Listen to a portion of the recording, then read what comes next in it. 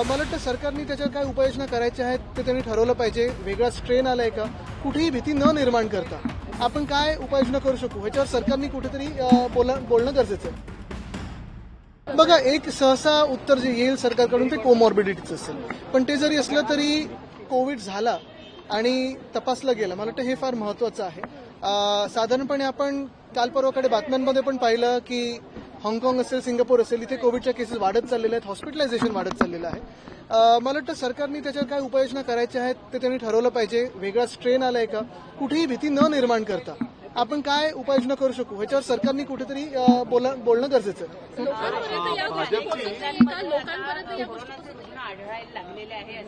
तेच मी आता सांगितलं, हाँगकाँग, सिंगापूर वगैरे आहे तिथे हॉस्पिटलायझेशन वाढलेलं आहे.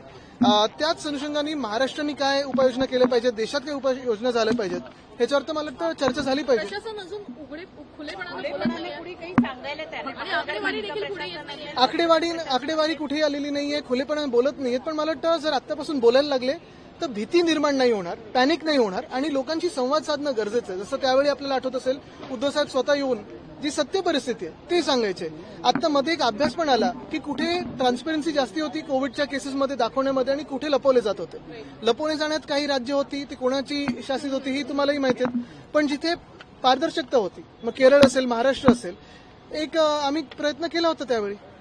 मुंबईत यात्रा काढल्या जातात, वेगवेगळ्या यात्रा आहेत, सिंदूर यात्रा आहे, वेगवेगळ्या यात्रा, तिरंगा यात्रा असेल. अमित ठाकरे आज यांनी पंतप्रधानांना एक पत्र लिहिलंय. त्यांनी म्हटलंय की असल्या पद्धतीचा यात्रा काढणं आणि सेलिब्रेशन करणं हे योग्य नाहीये. त्यांचं म्हणणं आहे की याबद्दल तुमची संयम बाळगायला हवा. बघा, एक महत्वाचं आहे की या पूर्ण ऑपरेशन सिंदूरला आपण 2 भागांमध्ये पाहिलं पाहिजे. पहिला एक भाग आहे जो आपल्या आर्म्ड फोर्सेसनी, म्हणजे आपल्या सैन्य दलांनी, मग ते वायुदल असेल किंवा जे स्पेशल फोर्सेस असतील, ज्यांनी पाकिस्तानवर त्यांच्या अतिरेकी जे काही अड्डे होते त्यांच्यावर हमला केला, तो एकदम यशस्वीपणे केला आणि त्यांना आम्ही सगळेच सलाम करतो. पण दुसऱ्या बाजूला डिप्लोमॅटिकली जर आपण पाहिलं तर मोठं एक फेलियर असं झालेलं आहे की जे 73 देश पंतप्रधान स्वतः जाऊन आले, त्याच्यात मग क्वाडचे जे देश असतील, ब्रिक्सचे देश असतील, एका सुद्धा देशांनी पूर्णपणे पाठिंबा आपल्या देशाला दिला नव्हता.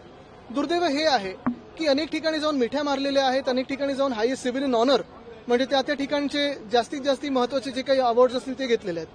पण डिप्लोमॅटिकली आपण अजून त्या देशांपर्यंत पोहोचू शकलो नाही आणि आता आपल्याला पाहतोय आपण सर्वदलीय एक समिती सगळ्यांकडे आपण पाठवत आहोत. शशी थरूरजी यांची गरज लागली आणि काल परवाकडे जे जयशंकर साहेबांनी सांगितलं की आम्ही पाकिस्तानला आधीच कळवलं होतं की हमला आम्ही करणार आहोत. हे फेलियर नाही का?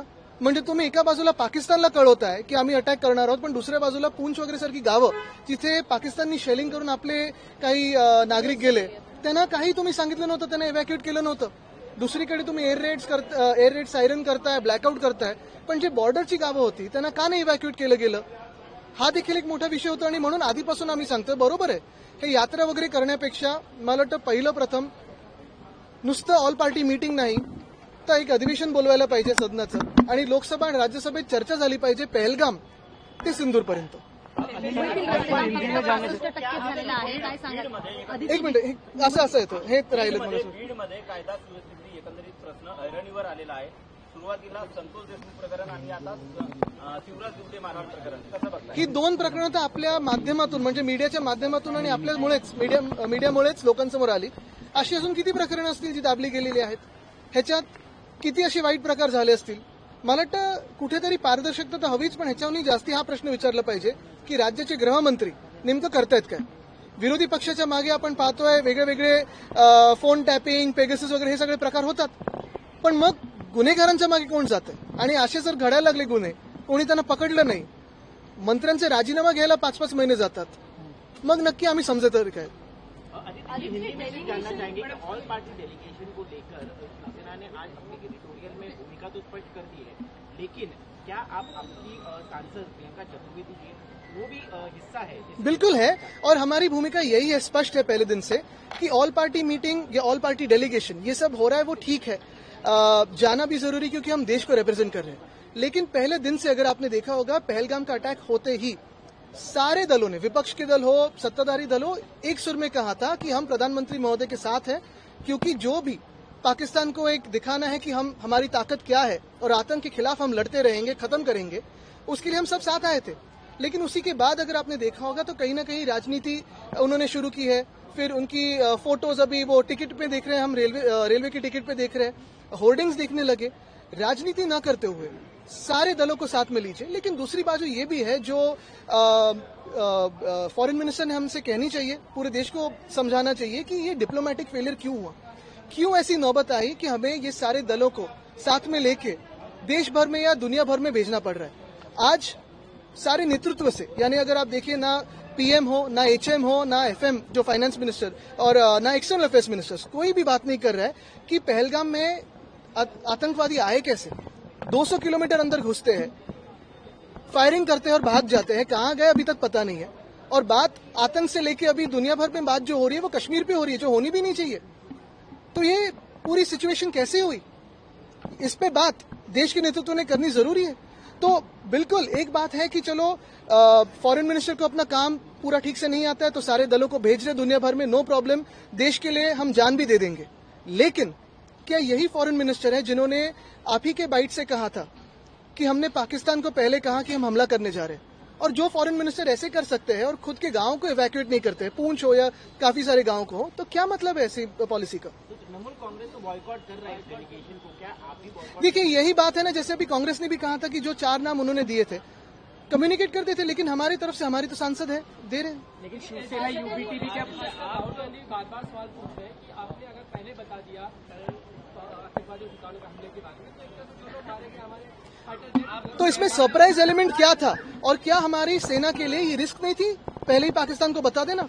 अगर आपको याद होगा कि जब अमेरिका ने ओसामा को मारने के लिए हेलीकॉप्टर्स भेजे, स्पेशल फोर्सेस भेजे, तो गवर्नमेंट ऑफ पाकिस्तान को नहीं बताया था, क्योंकि उनको भी पता था कि वो हाथ मिला के है। आज जो हो रहा है, जो जयशंकर साहब ने कहा है कि हमने पाकिस्तान को पहले ही बताया था, क्या ये देश से गद्दारी नहीं है? ये तो ट्रेचरी है, ये सेडिशन होना चाहिए। सर एशिया कप भी जो है अब कैंसिल कर दिया गया है, जो इंडिया में होस्ट होने वाला था, किस तरह से देखते हैं? आईसीसी के चेयरमैन कौन है? मुंबईची करण्याची डेडलाईन परिसरामध्ये आग लागलेली बघायला मिळाली. एकीकडे अनेक कोटी रुपये खर्च केले जातात या सगळ्या गोष्टींवर आणि अशा पद्धतीने आग लागली. आपण एक महत्वाचा प्रश्न विचारला. तिथे मला वाटतं स्कॅनरमध्ये आग लागली, आम्ही पण देखील पाहिलं, आपण पण इथे उभा होतात. आग लागली हे आम्हाला आतले लाईट गेल्यानंतर कळलं. साधारणपणे खर्च होतोय, खर्चावर प्रश्न आम्ही विचारू शकत नाही, कारण तो अध्यक्षांचं ते जाहिरात असतं वगैरे, हे सगळी एक गोष्ट झाली. पण कमीत कमी अलार्म तरी वाजायला पाहिजे होता, फायर अलार्म. म्हणजे लाईट जातात, लिफ्ट बंद होतात, आज सगळे आमदार आहेत, महत्वाचे नेते आहेत, विरोधी पक्ष नेते आहेत, मंत्री आहेत, आणि हे सगळं होत असताना जे आता खर्च झालेला आहे त्याच्यातून फायर अलार्मच्या सिस्टीमवर काय झालंय खर्च? आणि दुसऱ्या बाजूला खरोखर मी सलाम करीन जे आता आपल्या इकडे फायर ब्रिगेडचे जवान आहेत विधान मंडळातले, त्यांनी लगेच ती आग विझवली. मुंबईतील रस्ते काम पूर्ण करण्याची डेडलाईन 31 मे पर्यंत होती, फक्त केवळ 5% काम झालेलं आहे. काय सांगाल? आपल्याला मी आधीपासून सांगत होतो की गेले 2 वर्ष एशियनची गटाकडून एकनाथ शिंदे जे आहेत त्यांनी मुंबईचे पैसे खाल्लेले आहेत. मुंबईचा रस्ता घोटाळा असो, नालेसफाईचं असो. काल परवाकडे मी छत्रपती संभाजीनगरला जाताना समृद्धी महामार्ग वापरला. 1 किलोमीटर पण फ्लॅट नाहीये. सगळीकडे असं वाटतं की स्पीड बोटमध्ये बसलेत. तुम्ही नवीन आत्ता गेल्या 2 वर्षात कुठचाही रस्ता घ्या, कोपरी पूल घ्या किंवा कुठचाही घ्या, 1 फूट पण त्याचा सरळ नाही, सपाट नाही. सगळीकडे खड्डे आहेत. तुम्ही एक कुठेही गाडी चालवायला गेलात किंवा कुठच्याही माध्यमातून गेलात, तुम्हाला वाटेल की बोटीत बसलात. एवढे भयानक काम एशियनची गटानी आणि एकनाथ शिंदेनी केलेलं, पैसे खाण्याचं काम केलेलं आहे. दुसरं म्हणजे मुंबईच्या रस्त्यांबद्दल मी सवाल अनेकदा उठवलेले आहेत. 15 जानेवारी 2023 पासून उठवत आहे, आपल्याच माध्यमातून उठवत आहे. आणि मी हे सांगत आहे की हा घोटाळा आहे आणि हा घोटाळा आहे, आता लोकांना कळायला लागलेलं आहे. आपल्याला आठवत असेल इथे बैठक पण झाली, किती मिनिटं आलेले? 5 मिनिटं.